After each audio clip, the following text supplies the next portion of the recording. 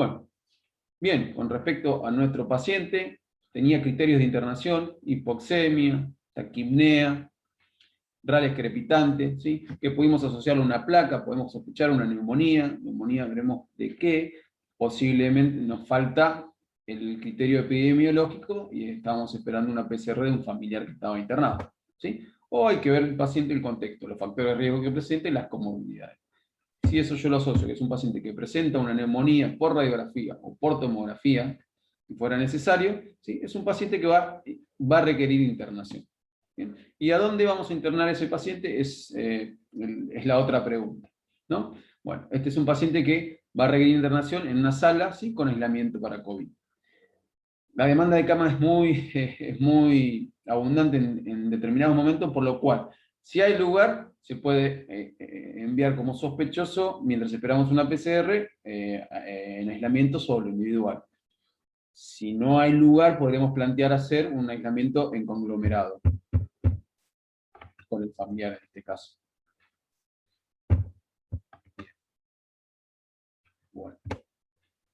¿Y por qué no tiene criterio para terapia intensiva? Lo que quiero explicar acá es cuáles son los criterios para ingresar un paciente a terapia intensiva. Bien, acá tenemos los pacientes que ingresan, ¿sí? En estado crítico, tienen una presencia de síndrome de dificultad respiratoria, tienen un distrés respiratorio, está en shock séptico, presenta trombosis, está con un trombolismo pulmonar, tiene deterioro cognitivo, esos pacientes, o tenemos una escala, la que usemos en nuestro lugar, puede ser el CUR, por ejemplo, que es simple, ¿sí? Una frecuencia respiratoria mayor a 30, saturación de menos de 93, que no responde al tratamiento con oxígeno, que no recuperan, pacientes que están hipotensos, ¿sí? O que están confusos, esos son pacientes candidatos a terapia intensiva. Por lo menos hay que hacer una evaluación inicial y tratar de evaluar y ver si tenemos frente a la amplia demanda, un lugar donde asistirlo mediante la terapia intensiva.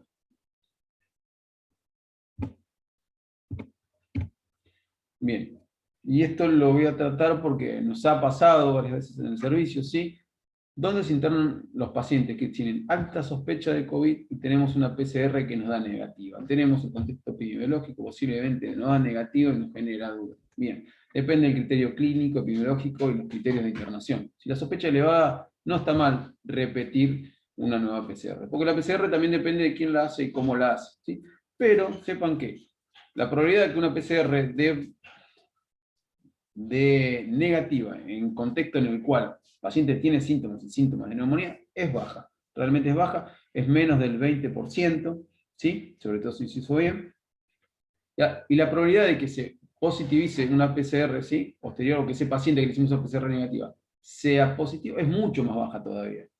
Esto depende exclusivamente mucho del pretest. Si previamente tenemos un pretest muy alto, que significa la sospecha es muy alta de que tengamos un paciente COVID con epidemiología por las características de la neumonía, repitámoslo, las probabilidades aumentan un 20%. O sea que si tenemos la sospecha, aislémoslo y tomemos nuestro tiempo para poder tratar al paciente en la sala estando tranquilo. De todas maneras, más allá de que el paciente pueda haber un paciente que tenga el COVID y no lo hayamos detectado, tener en cuenta que las medidas de contención en la sala las tenemos que tener con todos los pacientes como si fueran COVID, ¿sí? ¿Qué significa? Barbijo, máscara facial si es necesario, guantes. Bien, de forma de resumen, paciente con clínica subjetiva de COVID, bien, vemos si tiene factores de riesgo o tiene clínica como para una neumonía, bien, si no tiene factores de riesgo y es un paciente que no tiene signo clínico de neumonía, va a un tratamiento ambulatorio, esto ya lo hablamos aquí previamente. Paciente con clínica, con neumonía, con factores de riesgo, le hago una radiografía. Esa radiografía viene bilateral. Bueno, me fijo criterios de internación en terapia. Si no tiene criterio de internación en terapia, es un paciente candidato para sala de clínica médica, ¿sí? Si el paciente no tiene factores de riesgo, tiene una neumonía, es moderado su situación, y habrá que ver si es un paciente para un seguimiento muy cercano, ¿sí? O internación. Y esto hay que tenerlo presente porque a veces no hay lugar suficiente o va a depender de la demanda. Bien.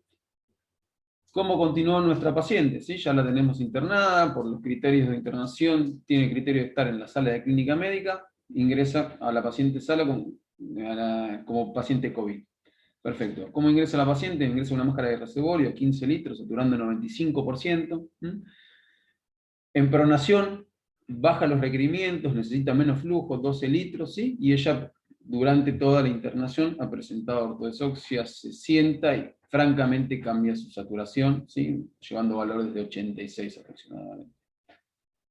La respiratoria se mantiene, 22-24, ¿sí? Y se inicia tratamiento con dexametasona,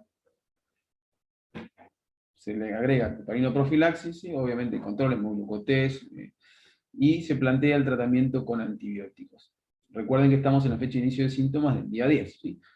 Como refirió Martín, pero bueno, hago un pequeño detalle, las fases de la infección por COVID, tenemos la parte viral, la parte que va a estar en internación va a empezar con la fase mixta y tenemos que evitar que lleguen a la fase inflamatoria, o por lo menos ir observándolo en el camino, ¿sí? Bien, según la clínica, los factores de riesgo y los marcadores inflamatorios, ¿sí? Para tener esta evaluación completa vamos a solicitar laboratorios. ¿Qué vamos a solicitar en la guardia o al ingreso de nuestro paciente? Hemograma, urea, creatinina, hepatograma, un estado de base arterial, ¿sí? Para poder calcular una PAFI. Es importante que sepan con cuánto oxígeno están tratando el paciente y qué flujo tiene ese paciente, ¿sí? Porque esto es otro parámetro que les va a hablar de distrés y lo va a ayudar al seguimiento. No se puede realizar un estado de base por distintas cuestiones, ¿sí? Se puede utilizar el saturómetro. Tengan en cuenta que el saturómetro tiene sus dificultades, ¿sí? No funciona con los problemas cardiológicos, con la mala perfusión, con el frío, ¿sí? Entonces hay que tener esas consideraciones, ¿sí? Y tiene un error más o menos 2%. Así que si tienen valores por arriba de 94, 93 es un valor aceptable, los que son en 90 van a estar medio al límite. ¿Y qué marcadores inflamatorios vamos a solicitar? LDH, PCR, ferritina y dímero D. Hay otros más, también podemos pedir CPK, CPKMB o marcadores más bien cardiológicos. Esto me parece importante presentarlo, ¿sí? Que tiene que ver con respecto a los biomarcadores. ¿Por qué? Porque los pacientes que presentan biomarcadores elevados, PCR elevada, dímero D, ferritina elevada al ingreso, esos son los pacientes que posiblemente generen el síndrome de estrés respiratoria, generen la hiperinflamación, ¿sí? Esto nos van a separar los pacientes que tenemos que prestar mucha atención de aquellos que tenemos que seguir. Un paciente que ingresa con una PCR por encima de 108, en general por encima de 200 o más, ¿sí? Tienen mayor riesgo de presentar lesión renal aguda, ¿sí? Y un poco menos, pero tienen posibilidades de presentar tromboembolismos. Sobre todo si tienen dímero D y PCR aumentada. Bien. ¿Qué tratamiento se les hace a estos pacientes? Tratamiento sintomático, ¿sí? Paracetamol, opioides, algunas veces usamos diuréticos. Estos pacientes hay que tratarles los síntomas para darles confort, ¿sí? Para que puedan manejar mejor, presentar una mejor mecánica ventilatoria y lograr mejores saturaciones. Un sostén respiratorio, mantenerlos en las saturaciones de 94. Esto no es para todos los pacientes, hay pacientes que no van a saturar eso, los EPOC, los obesos, ¿sí? Pero bueno, en términos generales. ¿Con qué vamos a hacer este soporte respiratorio? Como es para distintos lugares, ¿sí? Va a depender de las herramientas con las que cuenten en cada servicio, ¿sí?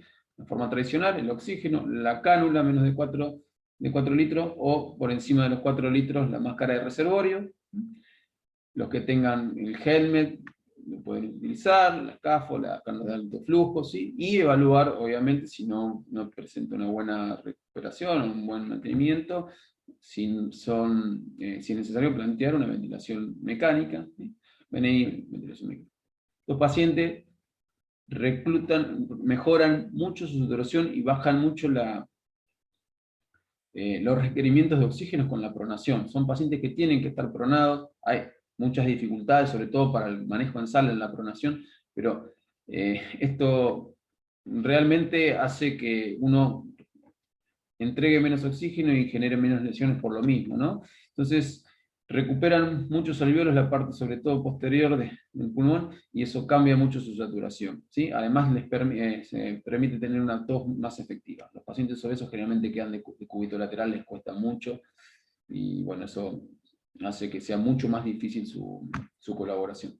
Hay que hacer un sostén hemodinámico, unos balances estrictos, tienen que ser balances los más neutros posibles. Y bueno, ahora hablaremos un poco de lo que son los tratamientos probados, más específicos, que bajan la mortalidad sobre todo. Bien, fundamental, esto también lo mencionó el doctor Alvarado antes, ¿sí? La contención y la empatía fundamental. Nosotros, como médicos, cada vez que lo vemos, tenemos que tratar de ser claros, pero al mismo tiempo esperanzadores. Tenemos que hablar con los familiares, con ellos. Tenemos que recomendar a sus familiares que hablen con ellos, porque ellos están mucho tiempo solos ahí adentro, en la internación. Y bueno, obviamente el acompañamiento de enfermería y un apoyo psicológico, fundamental para que puedan tolerar la internación. Bueno, bien, los pacientes con esta paciente requirió dexametasona.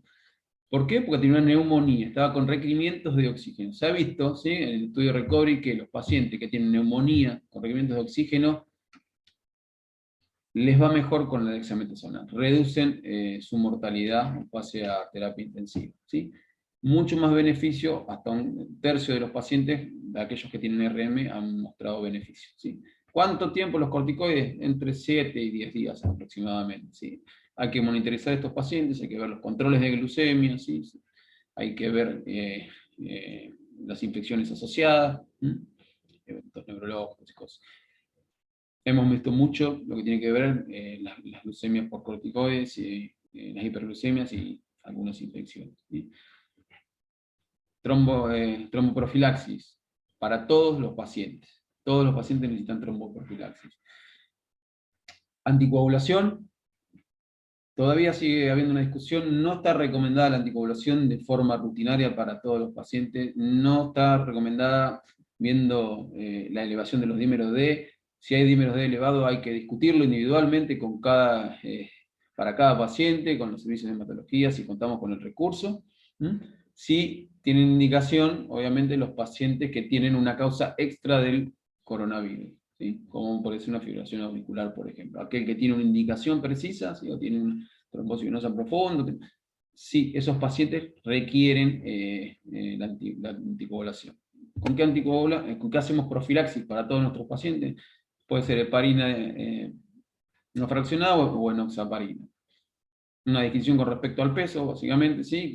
5.000 unidades cada 12 horas, en el caso de pesos hasta 100 kilogramos. Depende de la biografía, en Argentina más bien usamos por debajo de 80, pero la Sociedad Americana de Hematología refieren por encima de 120 kilogramos, 5.000 unidades cada 8, y por encima de estos valores, 7.500 unidades cada 8. ¿Sí? Enoxaparina, 40 miligramos cada 24 horas, está bien. En términos generales, de calcular la dosis según el clearance del paciente también. Bien. Bueno, el plasma en convalecientes. Bueno, lo que se ha visto según la evidencia es que los pacientes mayores de 75 años, por lo menos lo que vio el estudio de Pollack, es que reducen la mortalidad por lo menos un 50%. Se podría plantear en mayores de 65 años, ¿sí? Pero esto es hasta las 72 horas de la fecha de inicio de síntomas. Nuestro paciente no recibe plasma convaleciente porque estábamos ya a 10 días de inicio de los síntomas, ¿sí? Ya por encima de los 9, 10 días ya no se ha demostrado beneficio, sobre todo en los pacientes críticos y graves. Se podrá plantear hasta 7, 8 días porque, bueno, en el medio nos queda ese gris, se puede seguir utilizando, pero no hay evidencia con respecto a esto, no hay recomendaciones. La OMS, por lo menos en términos generales, no lo recomienda. Otro tema importante son los antibióticos que se planteó en este paciente, ¿sí? No se recomienda de rutina para todos los pacientes, obviamente un poco queda a criterio médico, sí hay que hacer una evaluación individual de cada uno de ellos. Hay que evaluar si está con leucocitosis, neutrofilia, apoyarse en la clínica y la sospecha, porque la coinfección es baja, 14, algunas series dicen menos, 10, ¿sí? Con respecto a esto hay una posición de la OMS y también de la SATI, de la SADI, perdón. No hay que darle de forma protocolar a todos los pacientes antibióticos, ¿sí? Si se sospecha, se da el tratamiento antibiótico, se inicia el tratamiento, se realizan los hemocultivos previamente y y bueno, se vuelve a reevaluar al paciente todos los días. Bien, ¿qué sucedió con nuestra paciente? ¿Cómo evolucionó nuestra paciente después del tratamiento sin antibióticos, con tromboprofilaxis y con dexametasona? Bueno, la paciente muestra una buena evolución, ¿sí?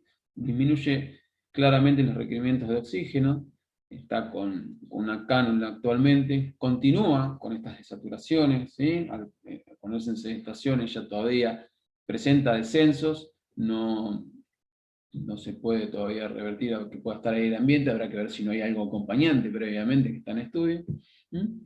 Pero ya empieza a mejorar sus parámetros metabólicos, eh, está con soporte respiratorio y kinesiológico, ella refiere menos manifestaciones clínicas.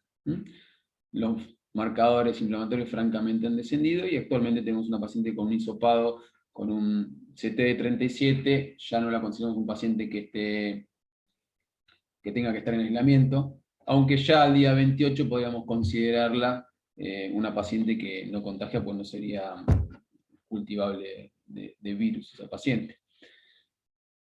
No sería contagiosa. Bien, en términos generales, después tenemos que programar el alta del paciente, ¿sí? Aquellos pacientes que, por cuestiones de buena evolución, que tengan posibilidades de aislamiento y que tengan que continuar con el aislamiento en su hogar, hay que revisar esta situación, si hay personas con factores de riesgo, si hay personas, si el lugar es apto, si tienen un baño individual, o si pueden tomar las medidas, esos pacientes son aptos como para enviarlos de alta a su hogar, ¿sí? Vas a tener que estar, como dijo el doctor Alvarado, 10 días a los 10 días y 3 días sin fiebre o otros síntomas, el paciente puede darse después del alta epidemiológico. Estábamos viendo el tema de los 21 días con un hisopado nasofaringeo, o lo esperábamos habitualmente y lo dejamos en aislamiento hasta los 28 días desde el inicio de los síntomas. Esto viene en constante cambio, se está reduciendo la franja y eso va a ayudar a que hagamos altas más tempranas también. Obviamente estos son pacientes que hay que seguir haciendo controles posteriores al COVID, ver las secuelas, ver la evolución con respecto a lo respiratorio, lo pulmonar, lo cardíaco. Y bueno, son pacientes que hay que hablar con ellos y referirles que pueden quedar con secuelas, ¿sí? Por un largo tiempo, por eso se va a continuar el seguimiento.